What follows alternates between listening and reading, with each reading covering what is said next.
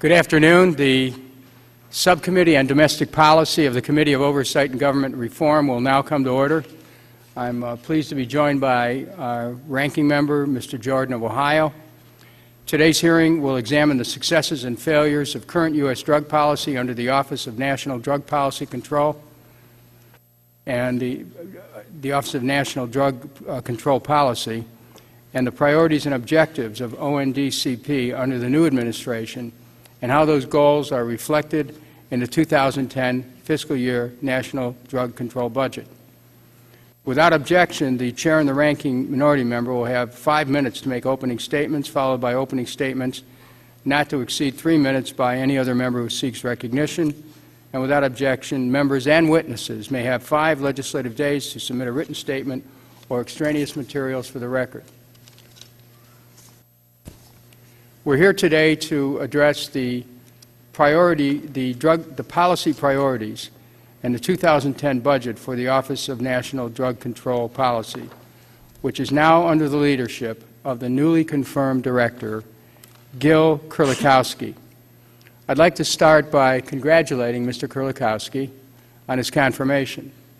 I'm extremely pleased that President Obama chose such a highly qualified individual for the job, and I truly look forward to working together. I'd also like to reaffirm the majority's commitment to Mr. Jordan that we intend to work in a bipartisan fashion in overseeing the ONDCP and its ability to create effective policy to reduce drug use and its harmful consequences. I was pleased to read Director Kurlikowski's interview with the Wall Street Journal last week, during which he acknowledged that we need to abandon the metaphor of the nation's, quote, war on drugs, unquote. Clearly, the war waged since the coining of the phrase by former President Richard Nixon has failed. But we need to do more than change the label. We must also change the policy. The current national strategy, which emphasizes incarceration and interdiction to reduce drug use and its harmful consequences, has clearly failed. The United States ranks first in the world in per capita incarceration rates, with 5% of the world population, but 25% of the world's prisoners. Roughly 500,000 people are behind bars for a drug law violation, and the racial disparity in the arrest and incarceration numbers, largely a result of selective enforcement and federal mandatory minimum sentences for crack cocaine, is unacceptable. And despite these record-breaking numbers, drugs have only become cheaper, stronger, and more accessible in the U.S., the largest consumer of drugs in the world. This record of failure is not tolerable and requires substantial reform. Despite promising statements by the new administration and you, Director Kurlikowski, the fiscal year 2010 budget does not reflect a changed approach to fighting drug abuse. While there's increased emphasis on treatment programs, the spending allocated to supply-side initiatives still vastly outweighs the demand-side programs. The 2010 budget actually widens the spending gap by allocating 65.6% of the budget to supply-side initiatives and only 34.4% to demand-side efforts. As we will hear from our witnesses today, spending nearly $2 on supply-side programs for every dollar on demand-side programs makes little sense considering the vast social scientific data showing that demand-side initiatives, especially drug treatment and prevention, are far more effective in combating drug use. Now, I understand, Director Kurlikowski, that you've not yet been, that you were not confirmed while this budget was being developed. Perhaps it does not reflect fully yours or the new administration's intended direction under your directorship. We'll need to hear from you today on that point. While we don't have time to evaluate every important drug policy issue here today, a few warrant mentioning. First, our international supply-side programs should be evaluated to ensure they're not doing more harm than good. I'm deeply concerned about the practice of aerial fumigation of coca crops in Central and South America, which is destroying the livelihoods of small farmers and is increasing the rate of rainforest destruction. Additionally, the Merida initiative, designed to assist Mexico in its fight against drug trafficking, needs to be watched closely to ensure the U.S. is not fueling the violence by creating power vacuums when we help take out cartel leaders. Second, we cannot afford to concentrate so much of our effort on youth marijuana use at the expense of addressing the needs of addicts of harder drugs who are not getting sufficient treatment under the current strategy. In 2006, nearly half of all arrests for drug law violations were for marijuana, with nearly 740,000 for possession alone. Public leaders from all over the world and across the political spectrum are starting to call for a robust debate on whether legalizing marijuana would reduce drug-related crime and provide other benefits. On May the 6th of this year, California Governor Arnold Schwarzenegger stated publicly that the discussion over whether to legalize and tax marijuana for recreational use in California would benefit from a large-scale study to show the possible impact of such a change. The El Paso, Texas City Council passed a resolution earlier this year urging Congress to consider some form of decriminalization or legalization as a way to undercut organized crime. As the nation's leading drug policymaker, the ONDCP has an obligation to begin to study this issue. A good place to start is commissioning the National Academy of Sciences to examine available research and provide an objective overview of the risks and benefits associated with marijuana policies and marijuana use. Third, as the new administration has now recognized, the drug problem in the U.S. is a public health crisis, and drug policy should reflect a desire to reduce harms associated with drug use. According to the U.S. Centers for Disease Control and Prevention, 36% of AIDS cases in the United States can be traced back to intravenous drug use. The ONDCP cannot afford to ignore the strong scientific consensus that needle exchange programs are effective at reducing the transmission of HIV without leading to more drug abuse. I'm going to submit the rest of this statement of mine for the record and now go to the ranking member, Mr. Jordan, so you can get your statement in, and then we'll come back after the vote. You know, I'm going to thank the chairman, too, for the way he runs this committee and the way he keeps our side of the aisle informed. He does things in an honorable and professional way. And thank our witnesses for being here today and the other witnesses as well. And frankly, Mr. Kurlikowski, thank you for your background, your service in law enforcement. We appreciate that as well. The new administration has signaled significant shifting of our nation's drug policy. Rather than changing the laws on the books, in my view, we need robust interdiction, diligent prevention, strong law enforcement, and effective treatment. I'm troubled by Attorney General Holder's announcement that the federal government will no longer raid medical marijuana facilities in California. Marijuana is the drug most readily available to our youth.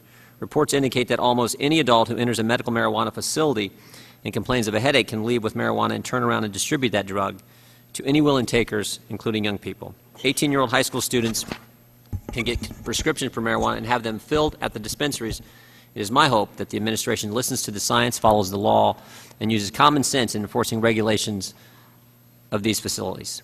It also concerns me to read articles like the one in the Wall Street Journal where newly confirmed Director Kurlikowski, our witness, called for an end to the war on drugs, the quote, war on drugs. In communities across our district, I have seen the devastating effects that drugs like heroin and methamphetamines have had on families and the crime that always results from this kind of drug use and drug abuse. Without proper enforcement and strengthening of existing laws, these tragedies will continue to occur. To suggest that the government should turn its back on this issue is a failure to recognize the gravity of the situation or the right course of action. I'm also troubled by President Obama's stance on needle exchange that he articulated during the campaign.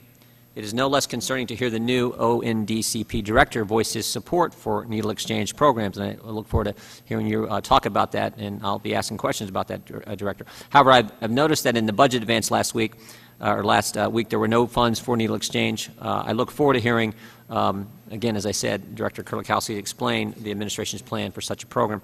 While no doubt well-intentioned, needle exchange programs do nothing but perpetuate deadly lifestyles and encourage further drug abuse. According to the Drug Free America Foundation, needle exchange program users are given clean needles but are not required to turn in the dirty needles. And rarely do the personnel of these centers refer users to rehabilitative treatment. Studies of needle exchange programs in Vancouver, British Columbia did not show reductions in rates of HIV, hepatitis C, and other infections, serious infections like MRSA. In fact, the opposite occurred. Rates of infection actually rose. To conclude, the quote, war on drugs will not succeed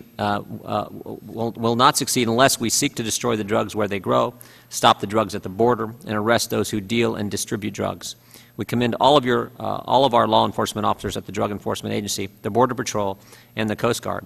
They play a vital role in these efforts. On the prevention and treatment front, we need to encourage families, churches, schools, and communities to educate our citizens about the dangers of drug use. Director, I hope you will have the courage to pull the plug on programs that are not giving the taxpayers a return on their investment. I look forward to hearing from all our witnesses on efforts we can take to stop drug abuse, prevent drug crime, and make sure that the families and communities have the tools they need to stay drug-free. And I want to thank you again for your willingness to serve, both in your past profession and this new responsibility, and your willingness to be with us here this afternoon. And I guess we're going to go vote. Is that right, Chairman? Thank you very much, Mr. Jordan. The committee is going to recess for the vote. And then, how many votes do we have? Okay, I've been informed by staff that we have 3 votes. My best guess is that we'll be back here in about a half hour. So let's resume at 2:45. Thank you for being here, and at that point we'll get into your testimony, Mr. Kurlikowski. Thanks to everyone here.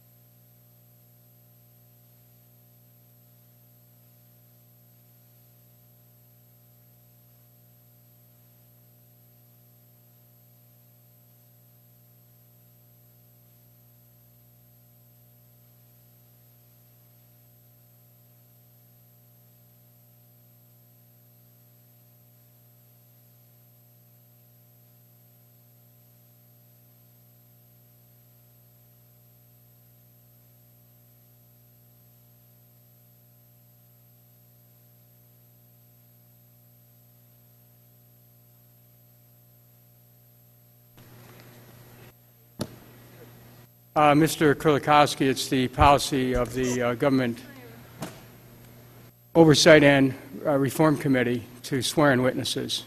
So if you'd please rise. Do you solemnly swear to tell the truth, the whole truth, and nothing but the truth? Thank you, sir. Let the record reflect that the gentleman answered in the affirmative. All witnesses will have 5 minutes to make their statement. Your entire statement will be included in the record. So if you just want to give us highlights or whatever, that'd be fine. And we are grateful for your presence here. You may proceed, sir.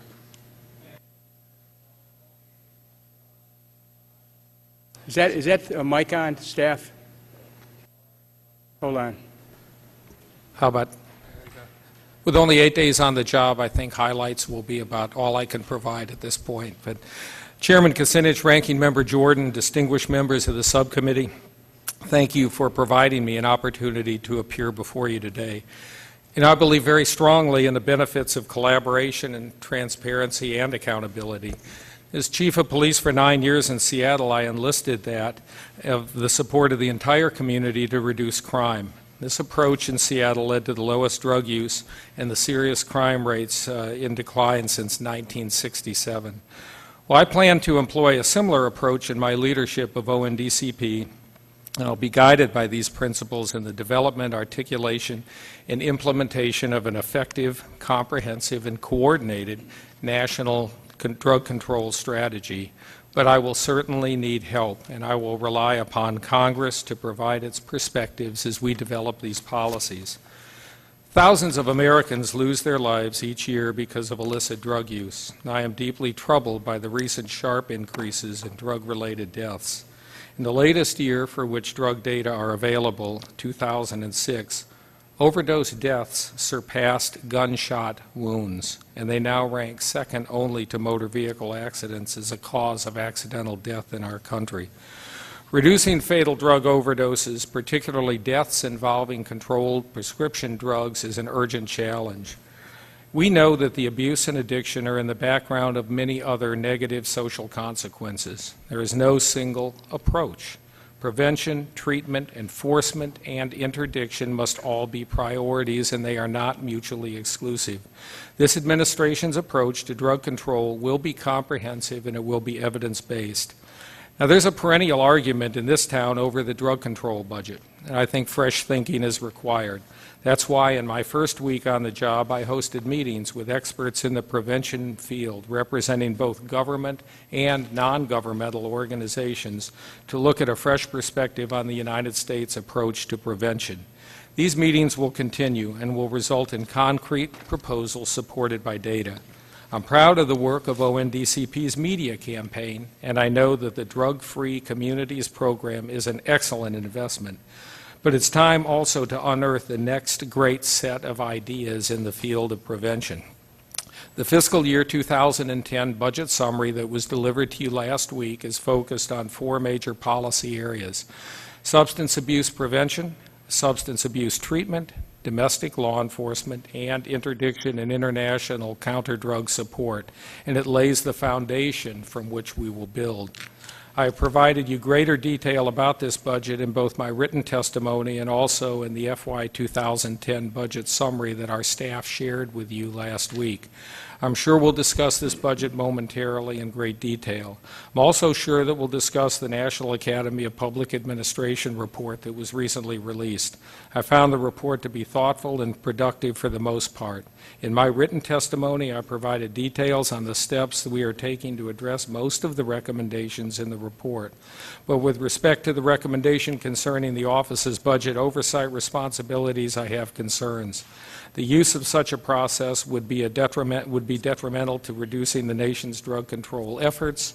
In my view, Congress envisioned the director of the National Drug Control Policy as a strong advocate for drug control funding. By the nature of this role, I am tasked with taking a proactive view toward drug control policy. Without ONDCP's current budget authorities, my ability to influence the outcome of critical resourcing decisions would be limited. I came to Washington, Mr. Chairman, to be the champion of intelligent and far-reaching drug policies. Adherence to this recommendation would handcuff me and those who succeed me. In 9 months, we'll deliver the 2010 National Drug Control Strategy and the supporting FY 2011 budget, which focus on the nature and the scope of the problems as well as the policies and programs which will have the most meaningful impact. During my tenure, we will focus on developing systems to monitor the progress we are making in our drug control efforts. We will be transparent about our progress. We will let evidence guide our policies. Importantly, we will be alert to new and emerging drug threats and provide leadership to address them as they arise. I also believe that if you can't measure it, you can't improve it. Therefore, we must establish in short order 2- and 5-year performance measures and targets for each strategy goal, reducing drug use, availability, and consequences. The performance management system currently in place begins to assess the effectiveness of interagency efforts, but it is not comprehensive or systemic. ONDCP will assist in building a more fair and equitable criminal justice system by improving and increasing services for offenders with substance abuse disorders, including diversion programs such as drug court treatment services within correctional facilities and reentry programs. I will also work to improve collaboration between state and local law enforcement and federal agencies. This will improve our ability to reduce trafficking in illicit drugs. State and local law enforcement have knowledge which needs to be communicated to federal agencies to support their efforts. Task forces such as those supported by HIDA and OSA. The gentleman's time has expired, but what we'll do is, we'll permit you time to wrap it up, okay? Likewise, federal agencies can do a better job. I want you to know, Mr. Chairman, that I appreciate this opportunity to come here early in my tenure, and I look forward to working with all of the members of the subcommittee as we move forward. Thank you. Thank you very much, sir. I'd like to begin with the questions. Mr. Kurlikowski, can you elaborate on your comments to the Wall Street Journal that we should move away from the term war on drugs and discuss how you might prefer to describe efforts by law enforcement and others to prevent illicit drug use? Mr. Chairman, the words matter. When we talk about a war, we talk about wars on people. War limits the tools that we have. Most people look at war as being a war using the only tool is force. Someone once told me when the only tool in the toolbox is a hammer, every problem starts looking like a nail. I want to look at a more balanced approach. I know that my colleagues around the country, after my nomination was made by President Obama, have called me saying that they want to change the conversation. Not that enforcement and interdiction and source country eradication are not important, but we need a more balanced, a more comprehensive, a more holistic approach. Now, numerous articles on your nomination as drug czar pointed out that in 2003, Seattle voters approved a measure making marijuana possession cases the lowest law enforcement priority. You opposed the measure at the time, yet said marijuana possession was already a low priority for Seattle police. According to news reports, you abided by the prioritization law that Seattle voters approved. Did the initiative have any impact on violent crime or overall public safety, one way or the other? Or did it make a difference? And the second part of the question, do you agree with Governor Schwarzenegger that it's time for an evidence-based study to examine available research and provide an objective overview of the risks and benefits associated with marijuana policies? In answer to the first question, Mr. Chairman, the initiative had no impact on the criminal justice. Could you put that mic a little bit closer? The initiative had no impact on the operations of the police department nor on the operations of the criminal justice system. Personal possession of small amounts of marijuana by an adult in any large city police department, in fact, in most law enforcement agencies that I know of, is not a high priority. We figure out with finite resources, still wearing my police chief hat after 36 years, how to utilize officers and detectives in the best way possible to reduce violent crime. And we have priorities. So the initiative had no impact. I do not agree with Governor Schwarzenegger that it is time for a discussion on legalization. I do agree that approaching this problem from a public health, a sociological standpoint, a prevention, a treatment, and an enforcement standpoint in a more balanced way does make sense. Well, if you talk about legalization, according to your own testimony here, in Seattle, you had a de facto decriminalization by making it the lowest priority.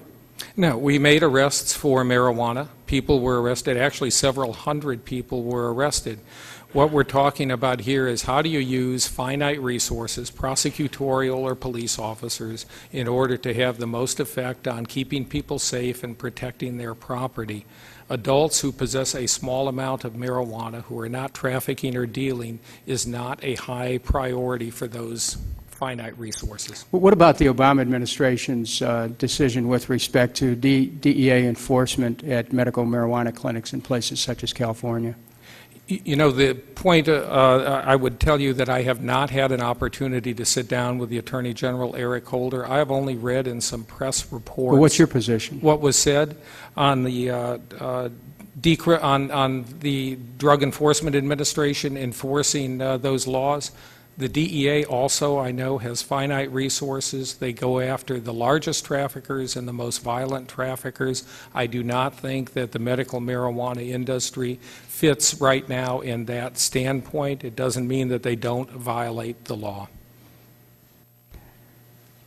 Okay, I'm going to go to questions for Mr. Jordan. Thank you. Thank you, Mr. Chairman. Again, Mr. Kurlikowski, thank you for being here today and for your willingness to serve and the years of service you've given the various communities as a law enforcement officer. I want to go to that same article that the chairman referenced, the Wall Street Journal article from last week, and I'm going to start with what they reported. And I understand that, you know, when you're reading from a news account, you don't always get the truth, so you'll get a chance to elaborate. But they, executive director of the FOP, James Pascoe, the largest law enforcement labor organization in the country, said that while he holds you in high regard, he said police officers are wary of some of the things that have been attributed to you and to the new administration in this whole context of you know, more focus on treatment, less focus on putting people who violate the law, the consequences of doing that and going after them. And he's quoted as saying, while I don't necessarily disagree with Gill's focus on treatment and demand reduction, I don't want to see it at the expense of law enforcement. People need to understand that when they violate the law, there are consequences. The article also points out that this administration it says, is likely to deal with drugs as a matter of public health rather than criminal justice alone. Again, elaborate in the context of this, you know, in light of what's going on the Mexico border, what we're seeing, the violence there associated with drugs. Elaborate on this kind of change in concept or change in philosophy, at least that is articulated here, and based on your answer to the chairman's kind of same line of questioning. Sure. Mr. Jordan, I go back and I'd say that it's not an either-or proposition, and I couldn't agree more with Jim Pascoe and the statement he made on behalf of the Fraternal Order of Police. You don't have to de-emphasize or defund law enforcement in order to put further resources into treatment. You say you agree with his statement, but remember he said police officers are wary of the very thing we just described in your position. So, you know, sure. So you can't agree with his statement when he says we're nervous about this change in philosophy with a greater focus on, quote, treatment and not on putting the bad guys behind bars. Over many years of experience, I would tell you that every time there was a change in emphasis, law enforcement agencies who received certain federal funds would be concerned. There were a number of times in the previous administration that local law enforcement grants, et cetera, were either zeroed out or eliminated. What I'd like to say is that this is about being balanced and about using the best tools and about leveraging those finite resources together in a smart way. I'd also say, in reading the background of in the last administration, this issue was also treated as a public health issue as much as a criminal justice issue. Let me ask this: when you're talking about public health, the president's stated position on the needle exchange concept, and talk about that where you are personally. On that issue, and do it in light of, if I heard your testimony right, you said overdose deaths surpass gun deaths, surpass everything except, if I caught it right, car accidents. Traffic. So talk about where you are on this needle exchange idea. Those overdose deaths are primarily due to pharmaceutical, the abuse of pharmaceuticals. In answer to the question on the needle exchanges, it is seen as part of an overall public health issue in the two cities where I've been, two large cities where I've been chief of police, and we have had needle exchanges. They were not a law enforcement problem, and in fact, the needle exchange in Buffalo actually took calls from neighbors and would clean up any needles that were disposed of inappropriately in some other place. How about the data I cited in my opening statement about where you see increased infection rates, increased HIV, increased hepatitis, where you have needle exchange programs? Mr. Jordan, I'm actually not familiar with the data from Vancouver, British Columbia, but I would be happy to examine it in greater detail and respond back to you. Okay, I got 30 seconds. Let me ask one other thing here. How does your office, and it's just a practical question, I don't know, and should have researched it. How do you interface with Homeland Security specifically when we're thinking about what's going on the southern border of our country? How do you at all, if at all, interface with Homeland Security? I know that a meeting is being scheduled very quickly with Secretary Napolitano and myself. I had a chance to speak with her. She's looking forward to asking ONDCP to be a part of this initiative, and frankly, we have that statutory role and authority to do that, and now that I'm in place, I'll work with her. But I guess I'm asking, what's been the history of the organization you now had interfacing with Homeland Security? Do you know that? Can you give that to me? I don't know, Mr. Jordan. Okay, we'll research it. Thank you, Mr. Chairman. Thank you. The chair recognizes Mr. Kennedy. Thank you. Welcome. I appreciate the Wall Street Journal article and what message you've sent at the outset of your tenure as drug czar, and I just want to take today's paper, May 19th, that we're in today, my local newspaper in Rhode Island, as an example of why what you said is so important. Front page, man is killed, officer is shot within 30 minutes. More on this case, B4. You go to B4, shooting suspect possessed lengthy criminal record. Driving while impaired in 98. Attempted breaking and entry. I'm sure that had nothing to do with him trying to supply himself with drugs. Then in 2002, undergo substance abuse counseling. Receiving stolen goods, I'm sure that had nothing to do with his addiction again. 2003, violated and suspended sentence for drugs. 2004, suspended sentence, substance abuse counseling. 2005, 1 year suspended sentence, substance abuse counseling. Domestic vandalism and assault. So here's one. That's just one story. That's the front page. That's the second front page story is teen facing prison over boat fatality. Teenager accused of striking and killing his friend on a boat in the Barrington River in 2007 took responsibility for his role in the death yesterday, Monday, in Superior Court. While boating, the 17-year-old took responsibility for the death of Patrick Murphy after a day of boating with other teens on the river July 17, 2007. He faces over 5 years in prison. Then you turn to the local metro section of the Rhode Island. Plea deal likely in drunk driving case. David Hazard faces 3 felony counts in connection with April 7th accident, Route 12, Situate, that killed foster woman. Killed the mother of 6. Page 3. Hazard has a history of driving violations, including several in 1 year. At the time of this driving violation, he had been drinking and taking prescription medication. These are all written up as criminal. Clearly, they are people who all suffer from severe addictions. I mean, maybe the kid, the teenager, just had too many beers and was being a teenager out on the water. But even that raises issues of teen drinking. But 67% of the people that we arrest in this country at the time of arrest test positive for one of 5 drugs.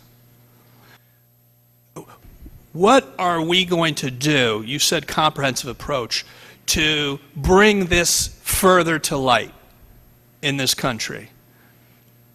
I mean, this is the elephant in the middle of the room. We're treating everybody who are committing these crimes as hardened criminals when probably 2/3 of them, after they've committed the crime, don't remember what they did, and we've criminalized a public health problem in this country. No one says that they don't have responsibility for their actions, but can you talk to this issue for us and explain what it is that you think we can do so that these officers don't need to get shot and these young people don't need to be killed and these mothers don't need to be killed in drunk driving accidents, because we're treating this as a health problem and not as a criminal justice problem, and maybe we could attack this from the front end rather than through the back end when it's too late and all the people are already killed. Maybe you could tell us, maybe through the health system, how we could attack this problem. The gentleman's time has expired, but given the gravity of your question and Mr. Kurlikowski being head of this government function, please answer his question as best you can. Congressman, I know in talking to my colleagues, they're as frustrated with the system. Treatment on demand. If someone wants treatment, there should be space. There should be capacity for drug treatment. If they come in for drug treatment in handcuffs, there should be space for them also. If they go to jail for their actions, they should get, and they have an addiction, they should get treatment before they come back out on the street.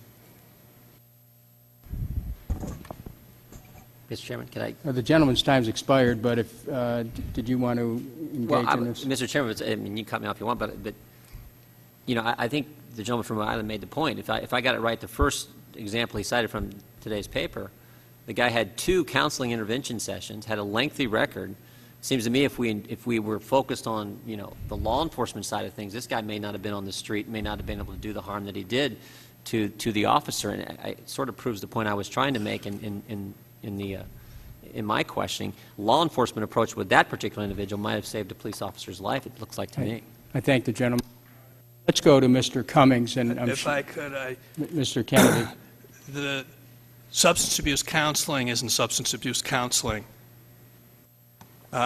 Substance abuse counseling is doing evidence-based. Am I right, Mr. Czar? And that means following what the physicians tell us works.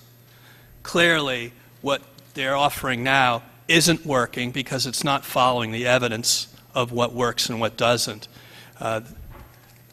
First of all, the number of times this fellow was in and out of Rhode Island, Mr. Kennedy. Well, the number of times this guy was in and out show that he wasn't even in long enough to benefit from counseling, is the point Thank I'm you, Mr. making. Kennedy. Because of the importance of this exchange, this little interplay, I think, is beneficial to the committee. And I appreciate the indulgence of other members because that section took about twice the amount that we usually would, but this committee has that latitude. Mr. Cummings, you may proceed. Thank you very much. Mr. Kurlikowski, it's good to see you. Welcome to your position. Thank you. And I just have a few words. As I'm sitting here listening to what has been stated and having been the ranking member of the drug subcommittee, I would ask that whatever you do, you try to do what is most effective and efficient. I'm tired of what has been going on with regard to the drug czar's office. Let me explain that to you. I think the way the drug czar's office is set up in the administration I think it makes it very difficult, unless they've changed, for you to do your job. Not just you, anybody in that position, because you're at the mercy of everybody else, as I understand it. Now, you may have changed. And so I think what happens is that there are things that you may want to do, but you got to have the cooperation of the other folk. And what I've found over the years is it seems as if the Drug Czar's office was not a stepchild, but a distant cousin. And so I'm hoping that this administration, and I am a big supporter of President Obama. I've worked very, very hard for him. I'm one of his early supporters. This thing of dealing with drugs is very, very serious. And I think because drugs are considered in our society as a negative issue, a lot of times it's sort of put on, I don't want to say the back burner, because sometimes it's put off the stove. And so I guess what I'm trying to get to is I hope that you will look at some of the things that you've already talked about. The media campaign. Let's determine whether or not it's truly effective and efficient. Because if it's not, scrap it. Let's go somewhere else, do something else. The whole idea of HIDA, which I think is very important. I know you are familiar with HIDA. I think HIDA is very important. And I think in most instances it is effective and efficient, because it gives your state, your local, and your feds a chance to work together and to learn from each other, and again, effectively use the limited resources that we have to address issues. Another thing we need to look at is the whole issue of effectiveness of treatment. I do believe in my heart that, and we've seen it from testimony coming before this committee, there were a lot of folks that would open up these mom and pop shops to give people so-called treatment, when in fact they weren't being treated at all. As a matter of fact, they put them in a position where they lost faith in treatment itself because they were not properly treated. So I hope you'll take a look at that. And this whole thing of measuring, you're right. If we can't measure something, there's a major problem. And I don't know exactly what kind of tools you plan to use with regard to measurement, but we've got to be able to see where we're going and see if we are achieving something. I agree with regard to the war on drugs. We need to get away from that word war. These are our people. And let me tell you, I come from a city of Baltimore, and I hope, and I'm inviting you to come to Baltimore to tour with some very interesting sites. I can tell you, within 5 blocks of where I live, I can go and show you an open-air drug market where at about, say, 7 o'clock in the morning, maybe 6:30, you've got hundreds of people literally selling drugs. A city, sadly, where out of 650,000 people, you got 65,000 addicts. So, but it's still a great city. But the fact is that it becomes much more difficult to govern, much more difficult to keep it, sustain it, when you've got that drain, and it is a drain, because you're trying to keep people afloat, and the money is like just going through a bucket with a hole in it. Now, I'm saying that's why I keep talking about effectiveness and efficiency. I know you've got limited resources, but again, I hope you'll take all that into consideration. I see my time is about up, but I just wanted to get those comments over to you. Thank you, Member. I spent a lot of time in Baltimore when Tom Frazier was the police commissioner, and many of my other colleagues, and have visited. My wife did some research in Baltimore. I understand that huge heroin-addicted population and the difficulties. I believe that our staffs are scheduling probably the 3rd visit that I'll make as Drug Czar, as director of this office, will be to Baltimore, and I look forward to seeing and hearing more from your perspective. Well, just make sure I'm there. I mean, I want to make sure I'm there. I understand. Don't come when I'm somewhere else. All right. I understand. Thank you. Let the chair direct a follow-up question. Will you go to Baltimore, and will you be there with Mr. Cummings? I am planning on going to Baltimore, and I will be with Mr. Cummings. Okay, thank you. Okay, the chair recognizes a gentlelady from California, Congresswoman Watson.